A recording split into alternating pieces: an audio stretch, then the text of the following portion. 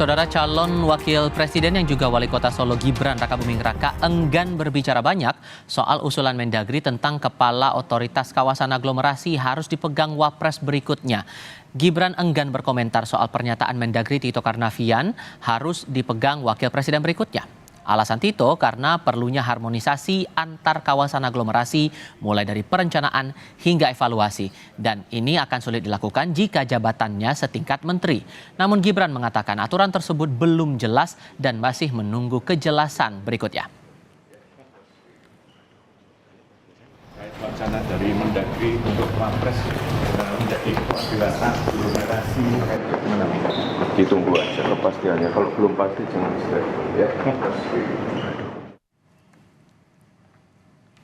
Sebelumnya dalam rapat kerja Badan Legislasi DPR membahas RUU Daerah Khusus Jakarta, Mendagri Tito Karnavian mengusulkan badan khusus untuk mengharmonisasi wilayah aglomerasi di sekitar Jakarta. Tito menyebut lembaga khusus itu akan bertugas menyelaraskan kebijakan wilayah Jabodetabek dan Cianjur, khususnya pada isu krusial seperti banjir dan masalah kemacetan. Untuk itu, Tito mengusulkan wakil presiden yang kelak memimpin badan khusus harmonisasi wilayah aglomerasi.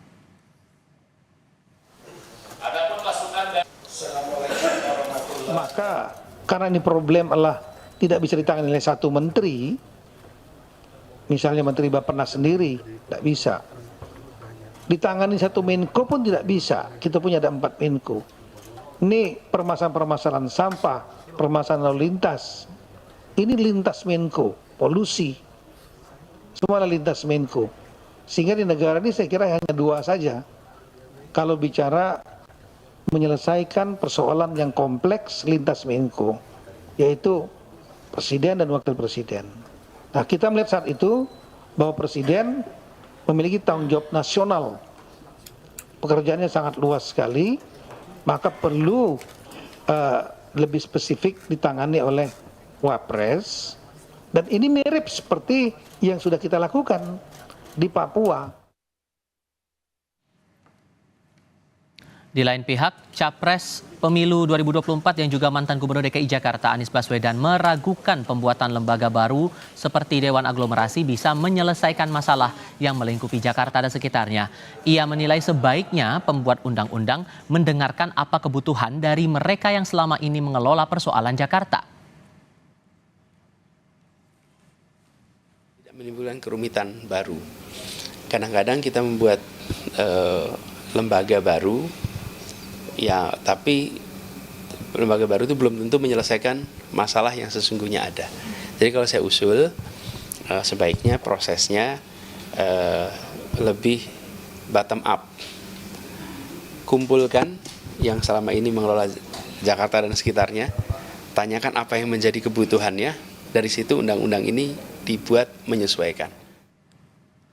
Mendagri Tito Karnavian mengusulkan kelak kawasan aglomerasi yang meliputi Jakarta, Kabupaten Bogor, Kabupaten Tangerang, Kabupaten Bekasi, lalu Kabupaten Cianjur, Kota Bogor, Kota Depok, Kota Tangerang, dan Tangerang Selatan, juga Kota Bekasi di bawah kendali Wakil Presiden. Lalu benarkah usulan ini memang dipersiapkan untuk putra sulung Presiden Jokowi Gibran Rakabuming Raka? Kami akan diskusikan bersama dengan para narasumber. Bergabung saat ini Ketua Badan Legislasi DPR Supratman Andi Aktas dan anggota Dewan Pembina Perludem Titi Anggraini. Selamat sore semuanya, apa kabar? Selamat sore. Terima kasih sudah hadir dalam diskusi Kompas Petang untuk kali ini. Pak Maman, saya ke Anda dulu. Ini ada usulan dari pemerintah agar ada lembaga khusus mengharmonisasi kawasan aglomerasi DKI dan perlu di bawah wewenang Wapres. Sejauh mana kemudian balik mengakomodasi usulan ini? Pertama, saya heran ya. Ini kan RUU usulan Badan Legislasi. Kok dibawa-bawa pemerintah terkait dengan pembentukan badan aglomerasi? Badan aglomerasi itu karena ini RUU usulan DPR, maka tentu produknya adalah produk DPR ya. Jadi mungkin perlu diluruskan di situ dulu. Yang kedua, terkait dengan usulan siapa yang akan menduduki Dewan Aglomerasi, ketuanya yang di draft yang sudah kita, dan mungkin teman-teman sudah dapatkan, itu adalah memang kita usulkan wakil presiden. Tetapi dulunya itu sama sekali nggak ada pertimbangan menyangkut soal pertimbangan politis. Tidak seperti yang disampaikan oleh Pak Anies tadi ya dalam keterangan pendeknya terkait dengan Dewan Aglomerasi tadi. Tujuan daripada Dewan Aglomerasi ini adalah fungsinya koordinatif. Karena misalnya Jakarta ini kan Jakarta yang sangat kompleks. Jakarta tidak sekedar ANSI Jakarta, tapi meliputi daerah-daerah satelit di sekitarnya, ya, Jabodetabek dan Bogor dan Cianjur.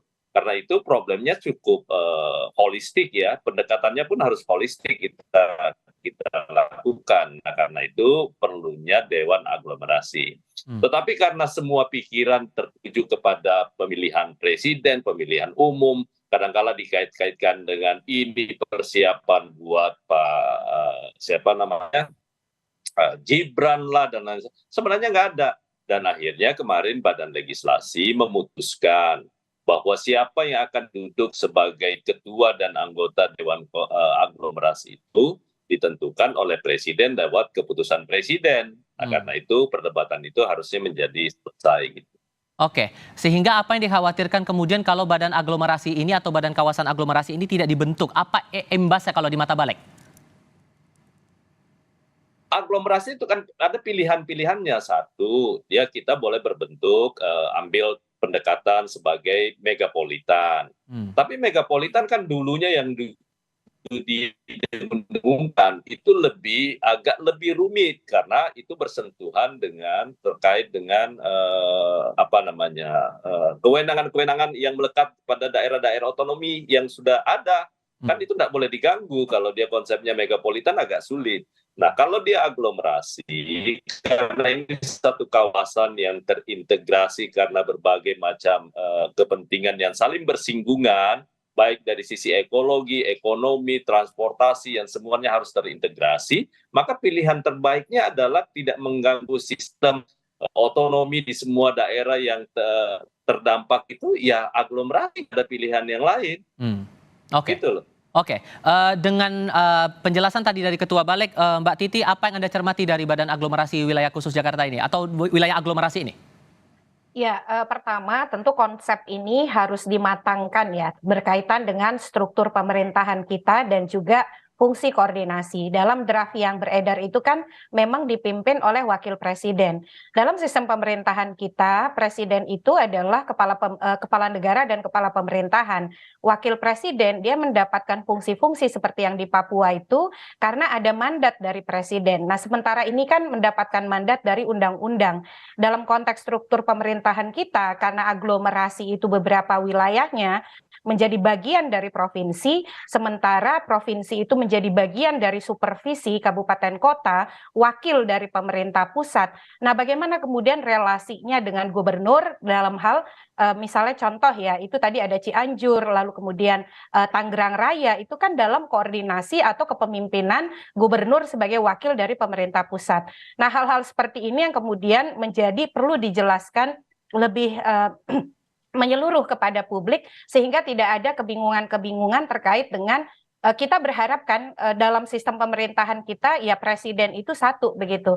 Ketika wakil presiden mendapatkan mandat itu berangkat dari mandat yang diberikan oleh presiden. Nah, kita memang tidak punya undang-undang tentang lembaga kepresidenan yang memperjelas tupoksi batasan-batasan kewenangan presiden menurut undang-undang dasar termasuk juga relasi antara presiden wakil presiden. Di sini menjadi ramai memang wajar begitu karena di dalam konteks Papua betul wakil presiden mendapatkan penugasan, tapi penugasan itu dari presiden, bukan dari undang-undang. Dan kembali lagi sistem kita ini presidensil, kepala negara, kepala pemerintahan adalah presiden, dan dalam konteks ini bagaimana kalau dianggap mengkoordinasikan itu tidak cukup oleh gubernur, kenapa tidak dilakukan oleh presiden, tetapi kemudian presiden yang mengordinasikan itu memimpin misalnya rapat-rapat yang menyertakan gubernur-gubernur di 3 daerah itu kan melibatkan Jakarta, Banten. Kalau diambil contoh, sorry saya potong Mbak Titi, karena kemarin kalau dalam penjelasan dari Mendagri ini seperti Badan Percepatan Pembangunan Papua, jadi bentuknya hanya mengharmonisasi, mensinkronisasikan untuk daerah-daerah yang ada di sekitarnya. Jadi menurut Anda ini ada sudah sesuai dengan amanat konstitusi, dengan aturan yang ada, atau malah sebaliknya? Ya, kalau saya kira itu tidak harus dengan kepemimpinan wakil presiden yang dilembagakan dalam undang-undang ya. Kalau tujuannya adalah percepatan, saya kira dipimpin presiden dengan mengkoordinasikan dengan yang memimpin percepatan tersebut itu juga bisa.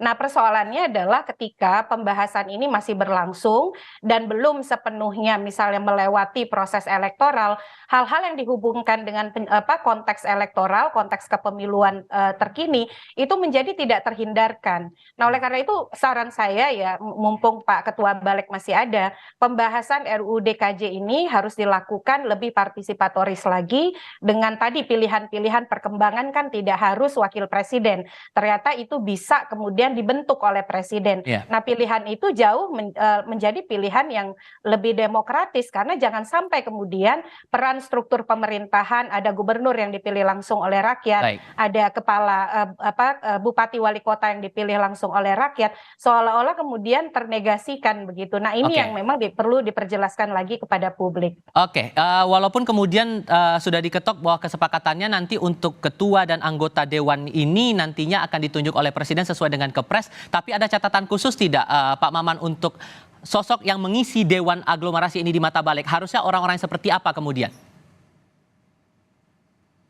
Yang pertama yang harus mengerti Jakarta dan sekitarnya pasti, ya kan? Orang yang punya kapasitas, kapabilitas, dan semua tertentu juga integritasnya. Dan harus mengerti betul apa yang menjadi tujuan dibentuknya daerah khusus Jakarta pasca setelah tidak menjadi lagi daerah khusus ibu kota.